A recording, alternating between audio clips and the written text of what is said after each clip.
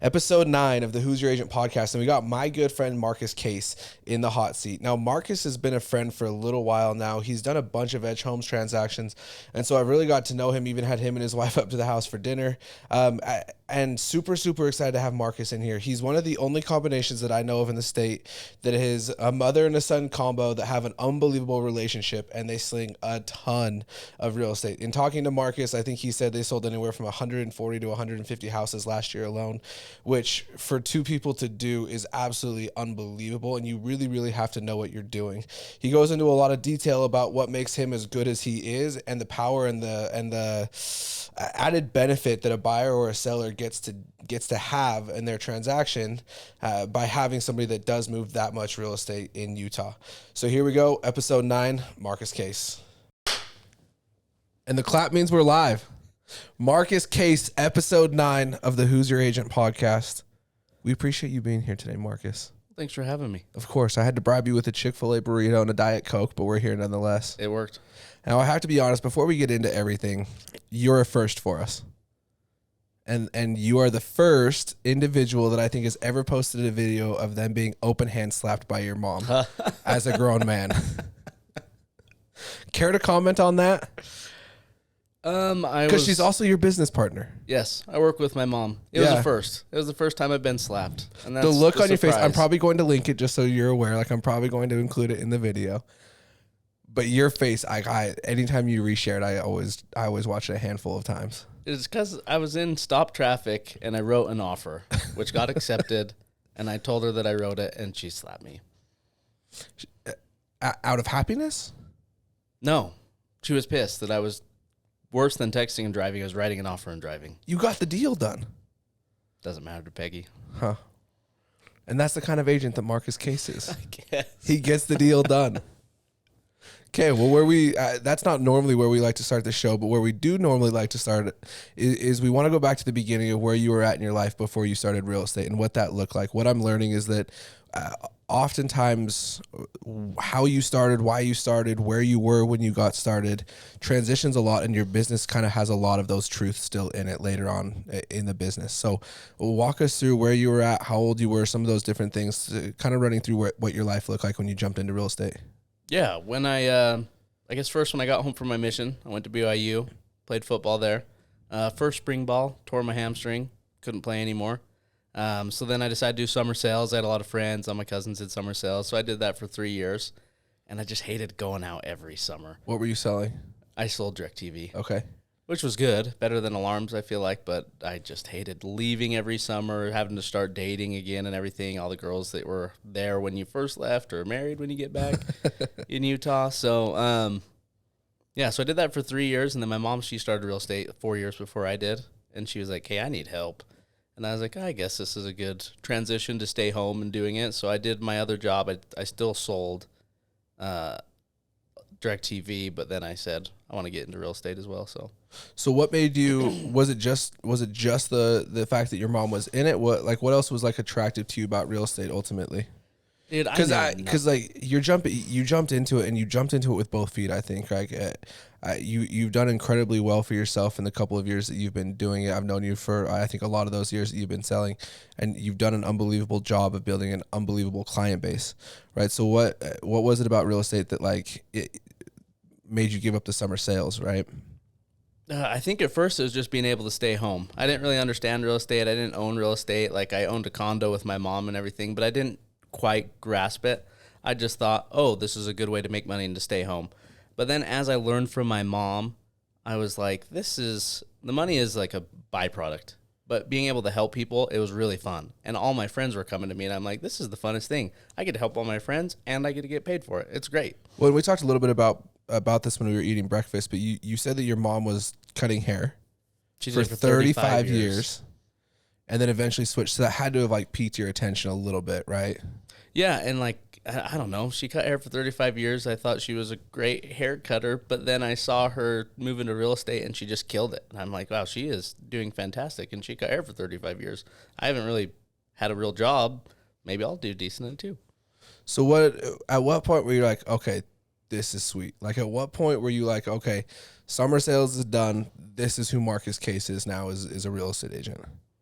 Dude, probably after my first year, I like doubled whatever I'd made in one summer doing summer sales. And I'm like, dude, this ain't too bad of a gig. I get to stay home and show all my friends' houses. This is awesome. Yeah, no, I love that because it's either what you're going to or where you're coming from, and I think for you it was probably like what you were leaving, right? What would you say that you brought over with you from summer sales? Because I don't think that time was wasted, right? No, I think talking to people probably was the number one thing. I don't feel like our job is salesy. Yeah. I mean, we show people something that they want, and we just facilitate that, and we help them, direct the path of the way that they get into their house. But talking to people, rejection, you still get rejected this job. People burn you in this job. So I think just being able to push forward in summer sales every day helped me in this job tremendously. Do you miss it at all? No. You're over it? Yeah. You're past it? I couldn't go out and knock a door today. So at what point then were you like, okay, real estate's it? Like, was it after that first year where you're like, oh, were you kind of doing both, or what did that timeline look like? I told myself after I did 4 sales, I'd quit my other job, and I did that like in the second month. And then after that, I said, this is it. There's no turning back. I'm not going back to sit at the desk and sell DirecTV over the phone. Like I'm in it. What would you say you learned in those first 4 transactions? Because you said you didn't know a ton getting into it, right? So what was it about those first 4 transactions? Like, what was that number? Was it tied to the money? Was that like proving to yourself that you can do it? Yeah, it was tied to the money. And in the first 4, I mean, one of the first kids I showed 30 houses to. The second one, the day before closing, he ended up going to jail. And we had to figure that out. So I feel like I had some of my hardest things happen in those first 4 deals. And the money was enough that I could say, okay, if I can do this every couple months, I don't have to go get a real job again. So how did you guys kind of set up your business, right? You said that your mom was the one that pulled you over into this just a little bit. How did you guys set it up? How is it? How did those first couple of years go to the point where now you get slapped because you're sending offers in traffic? Oh man, it's ever evolving. Like when we started out, she was like such a big help. Like she put me on a couple of the first deals with her, which I thought was awesome. I didn't really do Shout out much. Peggy. Yeah, shout out Peggy. I didn't really know what I was doing, and she's like, "Hey, you're my son. You need a little bit of money. I'll put you on some of these deals." But we do a lot together. If we know people together, we'll do it together. Family members, we do it together. Any referrals that we both get off social media or generated that way, we do it together. But if it's, her friend that I have no idea who she is, or one of the ladies she cut hair for, she does that deal. If it's one of my friends from school, I'll do that deal. So it works out. We figure it out as we go. What would you say part of like the biggest learning curve was for you in those first couple of years? Oh man, probably the biggest the first year was that it wasn't a sale. I didn't have to sell people. I didn't have to walk in and say, these are all the great things about the house. I'd watch my mom and she'd be like, this sucks, this carpet needs to be replaced. And I'm like, okay, I'm not selling it. I'm really trying to get them into the best home that they can. So that was the biggest change. It went from sales to I am helping this person. Yeah, and does that resonate with you better? Oh, a lot like better. Who you are as a person? Yeah, I tell, my mom would always tell people, she said, if you were my son or daughter, I wouldn't let you buy this house. And I think about that now. I'm like, if you're really my friend, I'm not going to put you in a shizzy situation just so you can Just so that you can get a paycheck. Yeah, just so I can get paid. I don't care about that anymore. It's just I want to get them the best house, the best investment possible. And if I get paid, great. If they don't end up buying anything, doesn't matter to me. Yeah, so it's tough because like I know you, and so like I don't want to ask questions like trying to get an answer out of you. But what would you say is kind of the most important part of a transaction for you? Because I think that you're one of those people that loves real estate. Like I think now like you're hooked, and I think that this is what you do every day. This is just as much a part of who you are as your wife is, and as your relationship with her, right? So tell us a little bit more about that. I mean, I think there's some part of getting a deal or winning if there's other offers.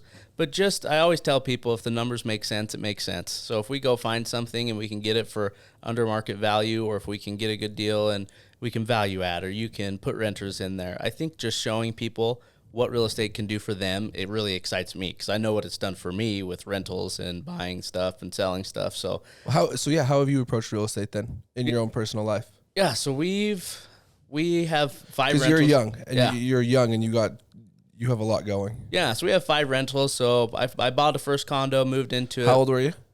25. Okay. So just 4 years ago. So bought the first condo, lived in it, bought a second one, rented it out, thought that was pretty cool. So then I bought a townhome in American Fork, and then I bought another townhome.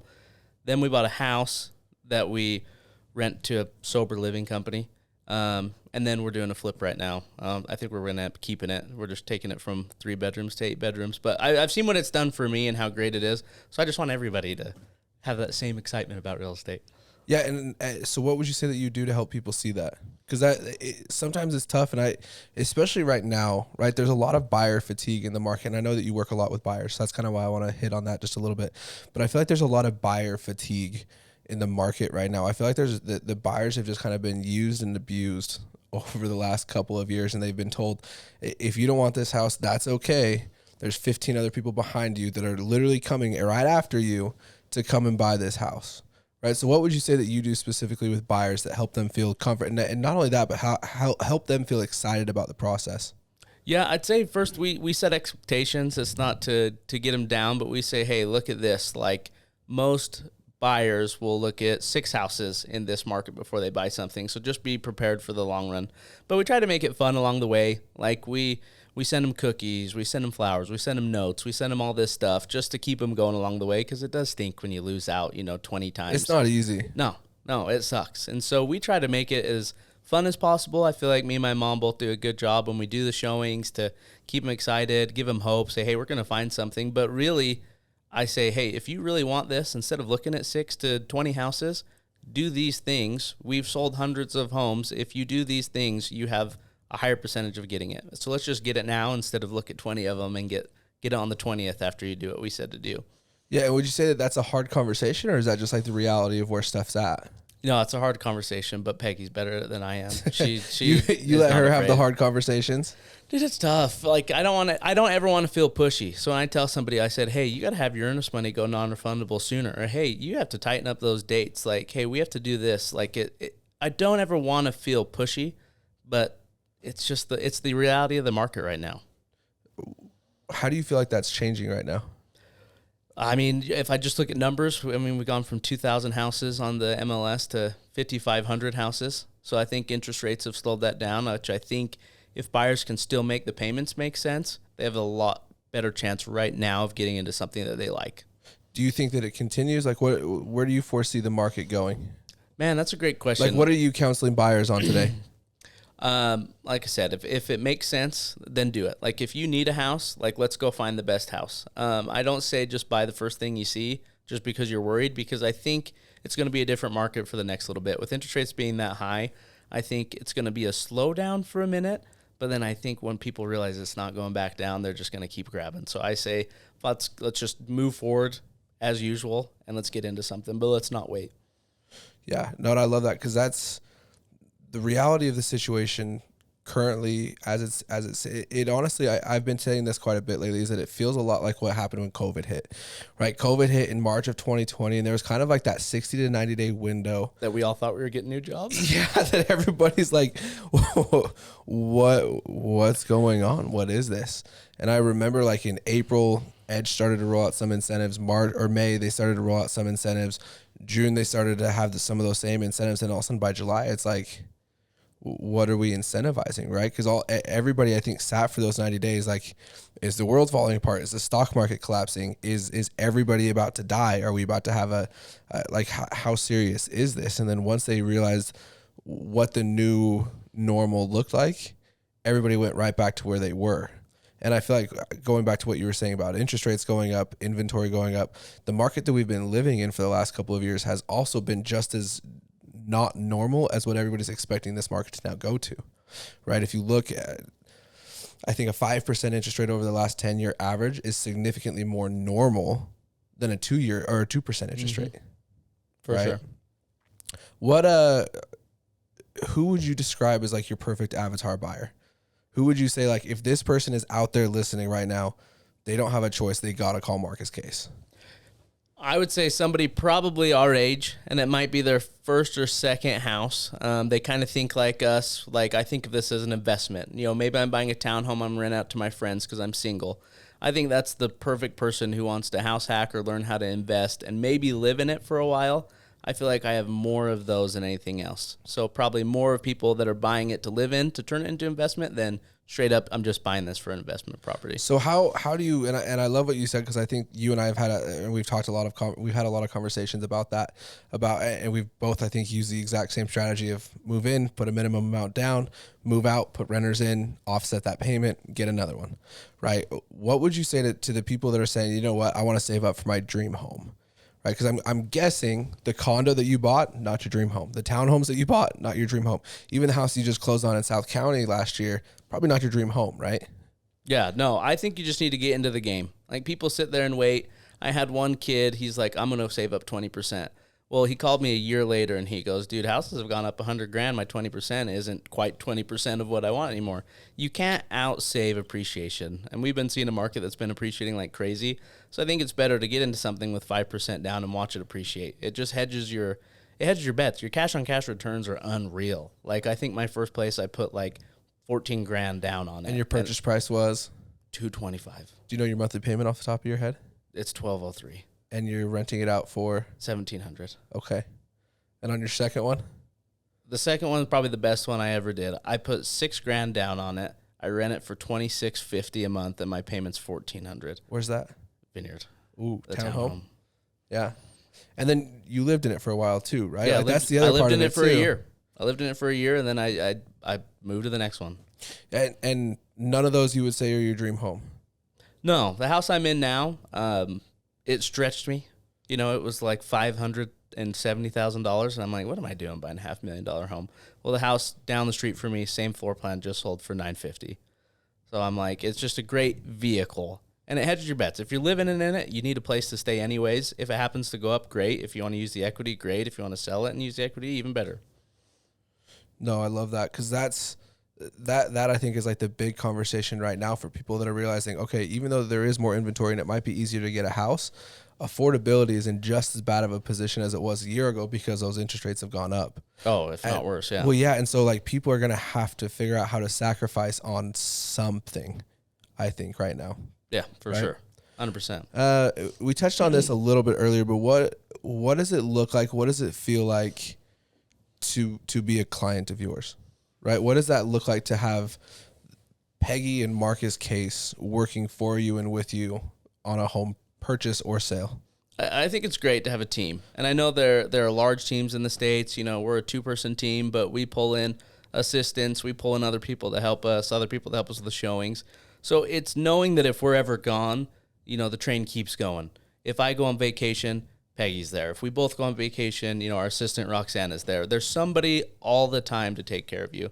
And I think that's what people want. I think they want to be, not have their hand held, but they want to have somebody who knows what they're doing, leading them into their house. And that's what the Case team provides, is that we're always, it's probably to a fault, we're always available. But I think that's especially in the market that we are currently in, right? If you don't have a team that's, or at least an agent that is I don't want, because I don't think you have to be on a team in order to be successful.